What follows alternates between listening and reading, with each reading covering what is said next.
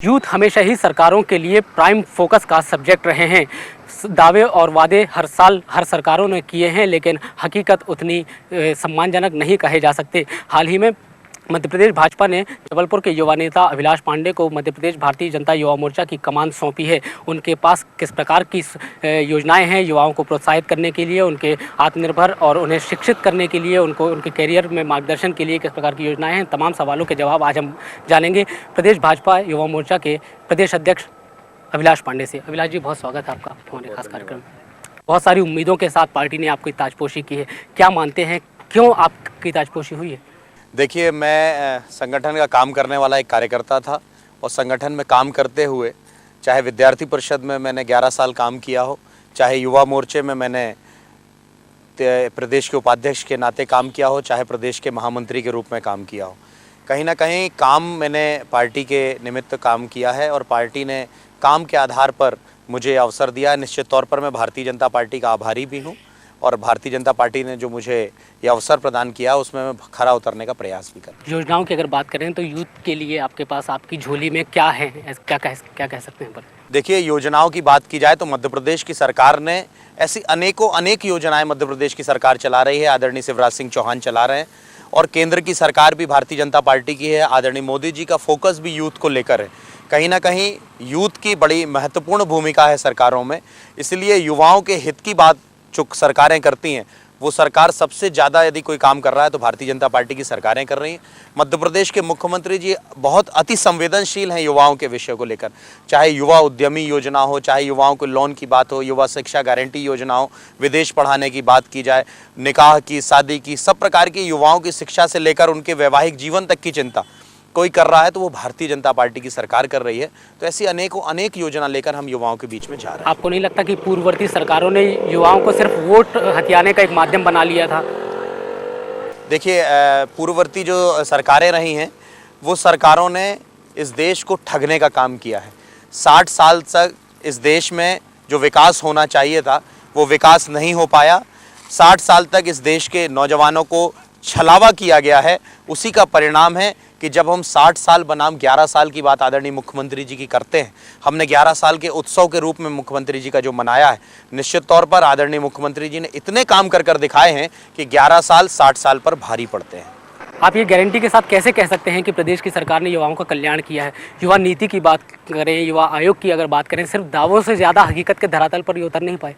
देखिए, मैं इस बात को इसलिए बड़े विश्वासपूर्वक कहता हूँ कि यदि हम मुख्यमंत्री जी की जो योजनाएं युवाओं के लिए संचालित की जा रही हैं और उन योजनाओं में जिस तरह का काम आदरणीय मुख्यमंत्री जी कर रहे हैं, जितने युवा उद्यमी बनाने की बात आदरणीय शिवराज सिंह चौहान कर रहे हैं, अभी एएमयू साइन हुआ है इंदौर में, उसमें यदि वो धरातल पर आ रहा है तो 20 लाख नौजवानों के रोजगार की बात आदरणीय शिवराज सिंह चौहान करते हैं। कहीं ना कहीं मध्य प्रदेश की सरकार युवाओं के उत्थान के लिए और उनके हर प्रकार के मल्टी डायमेंशनल उनके विकास को लेकर यदि बात करी जाए, चाहे उनके रोजगार की बात करी जाए, सारे विषयों पर मध्य प्रदेश की सरकार काम कर रही है और उसका लाभ भी मध्य प्रदेश को मिल रहा है। ये वही मध्य प्रदेश है जिस मध्य प्रदेश से बड़ी संख्या में ज्ञान संपदा और बड़ी संख्या में खनिज संपदा का पलायन होता था, लेकिन दोनों चीज़ों को रोकने में आदरणीय मुख्यमंत्री जी सफल रहे। अभिलाष जी, लेकिन एमओयू की अगर बात कर रहे हैं आप, एमओयू तो जबलपुर में भी साइन हुए, ग्वालियर में भी साइन हुए, भोपाल में भी साइन हुए, लाखों करोड़ों के, यहाँ तक कि विदेशों से डेलीगेट्स आके एमओयू साइन करके गए हैं, लेकिन उसका अमल क्रियान्वयन के तो बिल्कुल शून्य है। देखिए, मैं यदि एमओयू की बात करूँ और मैं सारे विषयों को लेकर जिस तरह का काम आदरणीय शिवराज सिंह चौहान जी का जो चल रहा है, आदरणीय शिवराज सिंह चौहान जी ने एक कदम बढ़ाया है विकास की गाथा की तरफ, एक कदम बढ़ाया मध्य प्रदेश को विकास की ओर ले जाने के लिए। हो सकता है बहुत सारी जगह पे नीतियां हमारी जो हमारे काम थे और बहुत सारी ऐसी कंपनीज थी जिनसे हमारा वादा हुआ था वो कंपनियां ना आई हों, लेकिन बहुत बड़े पैमाने पे बहुत सारी कंपनियां मध्य प्रदेश में आई भी हैं। चाहे हम अपने बिजली के विषय में बात करें, चाहे अन्य विषयों पे बात करें, कहीं ना कहीं बहुत सारी ऐसी कंपनियां मध्य प्रदेश में आई भी हैं और उन्होंने एमओयू साइन किया और मध्य प्रदेश में उन्होंने उद्योग भी लगाए। युवा मोर्चा के जो भी पूर्व में प्रदेश अध्यक्ष बने हैं, उनका एक एजेंडा हुआ करता था राष्ट्र प्रेम, देशभक्ति की भावना को जागृत करने का। आपका कोई एजेंडा पॉलिटिकली अगर देखा जाए? देखिए, मेरा एजेंडा भारतीय जनता पार्टी का विकास है, मेरा एजेंडा मध्य प्रदेश के युवाओं का विकास है, मेरा एजेंडा मध्य प्रदेश के युवाओं के लिए रोजगार अच्छे से अवसर उपलब्ध हों, मध्य प्रदेश का युवा भी अन्य प्रदेशों की तरह आगे बढ़ सके, ये मेरे एजेंडे में शामिल है। और मैं ये चाहता हूं कि मध्य प्रदेश का नौजवान अपने पैरों पर खड़ा हो और मध्य प्रदेश के नौजवान को बाहर जाने की आवश्यकता भी महसूस ना हो। अभिलाष जी, ईमानदार और ज़मीनी कार्यकर्ताओं को नज़रअंदाज और उनकी उपेक्षा करने की भारतीय जनता पार्टी में पुरानी परंपरा रही है, क्या आपके कार्यकाल में भी इस परंपरा का निर्वाह होगा? देखिए, ये परंपरा भारतीय जनता युवा मोर्चे के प्रदेश अध्यक्ष मुझे बनाकर वैसे भी भारतीय जनता पार्टी ने सबके सामने दिखाया है। मैं बहुत साधारण परिवार से हूँ, मेरे माता पिता दोनों शिक्षक हैं और मेरे 3 पीढ़ियों तक की मैं बात करूं तो मेरे घर में कोई राजनीतिक व्यक्ति नहीं है, सारे लोग सर्विस क्लास लोग हैं। लेकिन यदि मुझे पार्टी ने अवसर दिया है तो निश्चित तौर पर मैं ये प्रयास करूंगा और भारतीय जनता पार्टी ये प्रयास भी करती है। अन्य राजनीतिक संगठनों में यदि हम तुलनात्मक बात यदि भारतीय जनता पार्टी की करें तो तुलना में भारतीय जनता पार्टी लाखों लाख हिसाब से बहुत अच्छी पार्टी है, क्योंकि यहाँ पर परिवारवाद और बाकी सब बातों को बहुत पीछे रखा जाता है और कर्मठ कार्यकर्ताओं को अवसर भी दिए जाते हैं। राजनीति में एक कार्यकर्ता की सफलता के लिए क्या किसी बड़े नेता का हाथ होना ज़रूरी है? देखिए, मेरा तो ये मानना है कि राजनीति में काम करते समय सबसे महत्वपूर्ण कोई बात है तो वो उसका अपना काम है। काम के आधार पर ही व्यक्ति अपना समाज में स्थान बनाता है।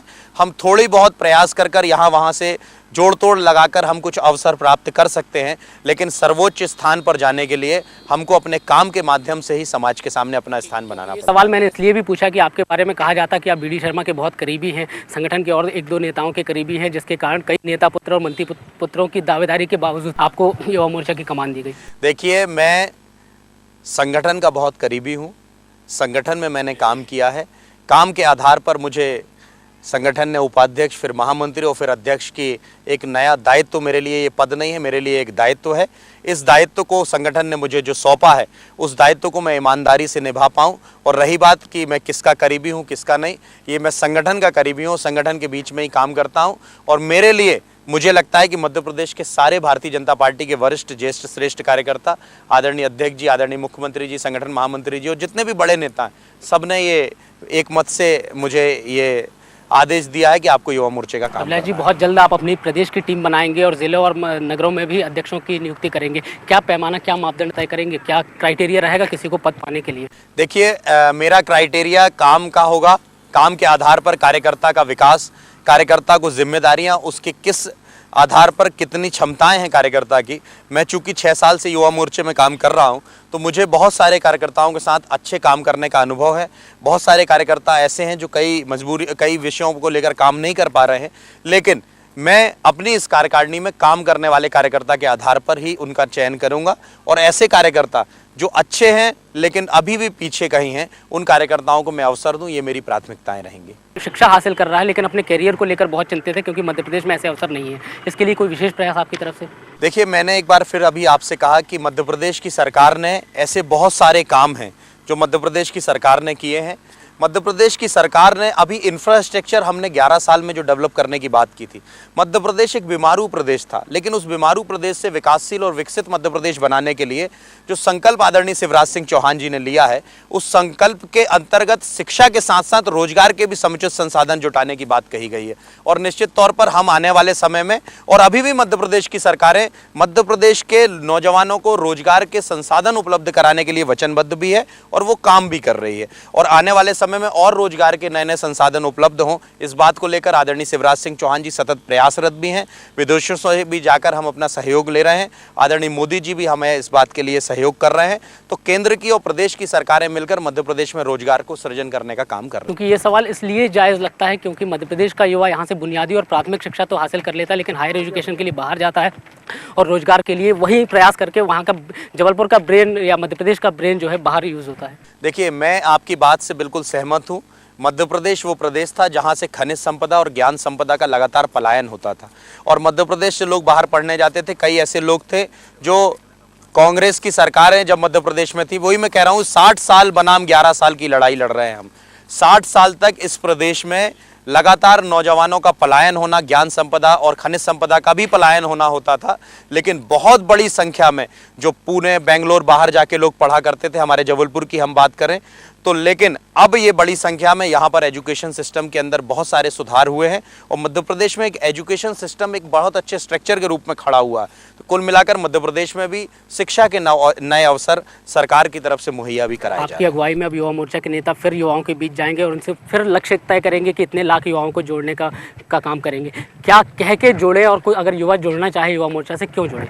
देखिए, आपने बड़ी अच्छी बात की। हमने पिछले बार मध्य प्रदेश के नौजवानों को जोड़ते हुए लगभग 32 लाख नए सदस्य बनाए थे। मैं उसका प्रभारी भी था और देश को सौंपा था और हमने पूरे भारत के अंदर मध्य प्रदेश का रिकॉर्ड बनाया था। मैं, मेरी टीम और मेरे सारे कार्यकर्ता मिलकर नौजवानों को हम फिर से अपने साथ जोड़ेंगे।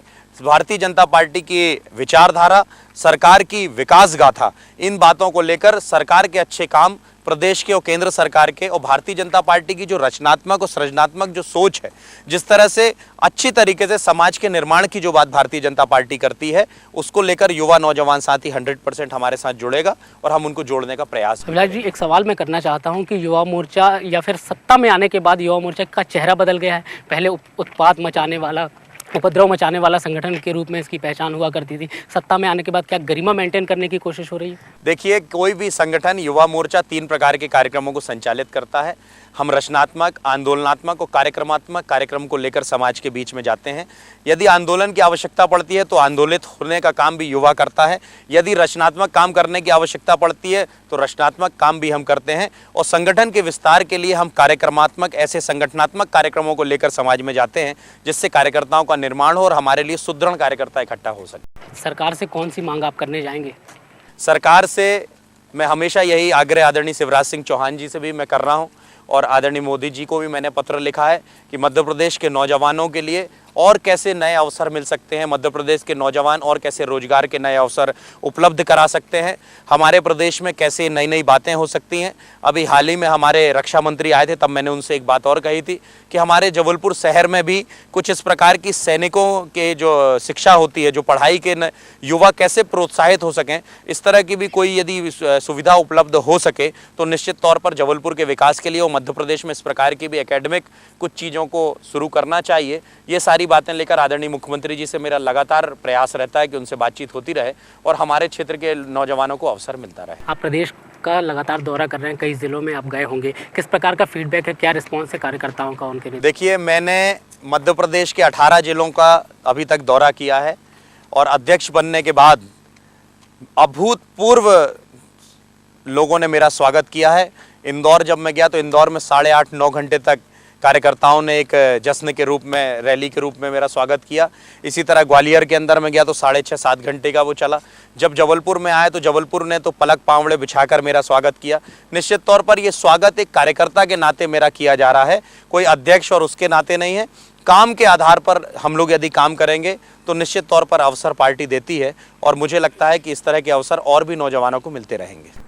अखिल भारतीय विद्यार्थी परिषद के नेता के रूप में, अब युवा मोर्चा के प्रदेश अध्यक्ष के रूप में आप अपनी भूमिका का निर्वाह कर रहे हैं। आने वाले दिनों में क्या माना जाए कि एक विधायक से हम बात कर रहे हैं या फिर किसी, वो इसका पूछने का रीज़न भी जायज़ इसलिए लगता है क्योंकि जो पृष्ठभूमि रही है प्रदेश अध्यक्ष जो रहे हैं, उनका भविष्य कहीं ना कहीं उज्ज्वल रहा है।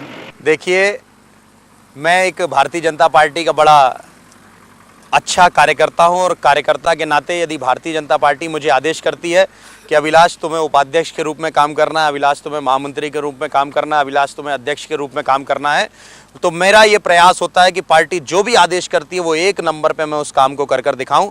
यदि पार्टी मेरे लिए जो भी आदेश करेगी कि आपको अब इस जिम्मेदारी का निर्वहन करना है, आपको नए लक्ष्य की तरफ जाना है, तो जो संगठन का आदेश होगा, मेरे लिए संगठन का जो भी बातें होती हैं वो मेरे लिए आदेश होती हैं और मैं उनको अक्षर से पालन करने का प्रयास करता हूं। पार्टी मेरे लिए जो जिम्मेदारी सुनिश्चित करेगी, मैं उस जिम्मेदारी पे ईमानदारी के साथ खरा उतरने का पूरा प्रयास। जिलाध्यक्ष और नगर अध्यक्षों के सवाल पर एक बार फिर आता हूं मैं अभिलाष जी, आप आने वाले दिनों में नियुक्तियां करने वाले हैं, क्या इसमें भी नेता पुत्र और मंत्री पुत्रों के चेहरे नजर आएंगे? देखिए, मेरा ये वंशवाद की लगातार बात होती है, कांग्रेस को कोसती जरूर है भाजपा, लेकिन उसका पालन भी कर। देखिए, मैं वंशवाद की बात करूं और नई नियुक्तियों की यदि मैं बात करूं तो भारतीय जनता युवा मोर्चे में मैं उन कार्यकर्ताओं को ही अवसर दूंगा जो कार्यकर्ता लगातार अभी काम कर रहे हैं, जो कार्यकर्ता संगठन निष्ठ हैं, जो संगठन के आधार पर काम कर रहे हैं, जिन कार्यकर्ताओं ने संगठन के लिए अपना समय और डिवोशन दिया है, वो कार्यकर्ता होंगे। किसी की पारिवारिक पृष्ठभूमि होना ये कोई गलत नहीं है, लेकिन यदि वो कार्यकर्ता है तो उसको अवसर मिलना चाहिए। ये मेरी प्राथमिकताएं भी रहती हैं। निश्चित तौर पर काम ही मेरे संगठन की नियुक्ति का आधार होगा और उन कार्यकर्ताओं को मैं अवसर दूं, ये मेरा प्रयास भी रहेगा। 18 जिलों का भ्रमण किया, बाकी बचे जिले कब तक हो जाएंगे? मैं और बाकी टीम आपकी मैं बहुत जल्दी मध्य प्रदेश के बाकी जिलों का भी मैं प्रवास कर लूँगा और हम एक कार्यक्रम लेकर निकले हैं। उस कार्यक्रम के निमित्त मेरा वहाँ जाना हो रहा है। उस कार्यक्रम के निमित्त अभी हमको जनवरी तक वो कार्यक्रम मैं चलाने वाला हूँ और उस कार्यक्रम को हम बहुत जल्दी पूरे मध्य प्रदेश के सारे जिलों पर मैं खुद जाकर उसको संचालित करूँगा। टीम की अगर बात करें तो कब तक, क्योंकि बहुत प्रदेश में काफ़ी उत्साह और बहुप्रतीक्षित, काफ़ी प्रतीक्षा हो रही है आपके नई टीम की, उसका चेहरा स्वरूप कैसा होगा, बहुत जिज्ञासा है लोगों में। बहुत आपने बिल्कुल सही बात करी। बड़ी बेसब्री से हमारे कार्यकर्ताओं को भी इंतज़ार है, नेताओं को भी इंतज़ार है। निश्चित तौर पर सबकी अपेक्षाएं हैं कि मध्य प्रदेश में एक बहुत अच्छी टीम खड़ी होगी और संगठन के विस्तार में वो टीम बहुत अपना एक महत्वपूर्ण और अहम जिम्मेदारी निभाएगी। इसीलिए मेरा भी प्रयास रहेगा कि मैं बहुत अच्छे से जांच परख कर अच्छे कार्यकर्ताओं को अवसर दूं, जो कार्यकर्ता आगे चल के कार्यकर्ता निर्माण में के काम पे लगें और हमारे संगठन के काम को लेकर, सरकारों के काम को लेकर, नीचे तक विकासों की बातों को लेकर, युवाओं तक उनको लाभान्वित करने में जो लोग काम कर सकें, ऐसे नौजवानों को मैं अपने साथ जोड़ने का प्रयास करूंगा। जी, जाते जाते एक आखिरी सवाल पूछना चाहूँगा। नोटबंदी के बाद जिस प्रकार से पूरे देश में हालात बने हैं, 85 से 90 लोगों की मौत, जनता को जिस प्रकार से तकलीफें हो रही है, क्या आपको नहीं लगता कि सरकार को इसमें कहीं ना कहीं बैकफुट पर आना चाहिए, माफ़ी मांगना चाहिए देश से?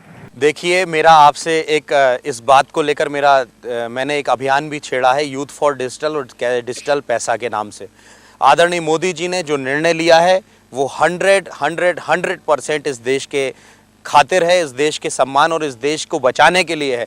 500 और 1000 के नोटों के नाम पर जिस तरह से काला धन लोगों ने अपने घरों पर, बाथरूमों पर और अपने गद्दों पर बचा कर रखा था, उसको लेकर यदि समाज के सामने उसको इकट्ठा करना था, उसको बेनकाब करना था, तो इससे बड़ा कोई कदम नहीं हो सकता। मोदी जी ने एक बहुत सशक्त कदम उठाया है। साथ ही जिस तरह के जो पैसे का, जो भ्रष्टाचार का जो पैसा था, इससे भ्रष्टाचार पर लगाम लगेगी। साथ ही जो पैसा बांग्लादेश से, जो पाकिस्तान से हमारे देश में आतंकी गतिविधियां संचालित करने के लिए जो पैसा आ रहा था, चाहे मेरा परिवार हो या आपका परिवार भी इस आतंकी गतिविधियों में झुलस सकता था, ऐसे जनता के लिए भी ये खराबी हो सकती थी। कुल मिलाकर ऐसे आतंकवाद को भी मुंहतोड़ जवाब देने का काम आदरणीय मोदी जी ने किया है और ये बहुत ही सराहनीय कदम है और मध्य प्रदेश युवा मोर्चे से मैं उनकी सराहना भी करता हूँ, उनको धन्यवाद भी देता हूँ। अभिलाष जी, आपने समय दिया, बहुत बहुत धन्यवाद इसके लिए और उम्मीद करेंगे कि आपकी टीम जो है प्रदेश की जिस प्रकार जिन उम्मीदों और आकांक्षाओं के साथ आपको कमान सौंपी गई उन पर खरे उतरेगी। बहुत बहुत धन्यवाद। ये थे भारतीय जनता युवा मोर्चा के प्रदेश अध्यक्ष अभिलाष पांडे। तमाम मुद्दों पर हमसे बहुत ही बेबाकी और खुलकर अपनी राय जाहिर की। खबरों का सिलसिला चलता रहेगा, आप बने रहिए हेतवे न्यूज़ के साथ।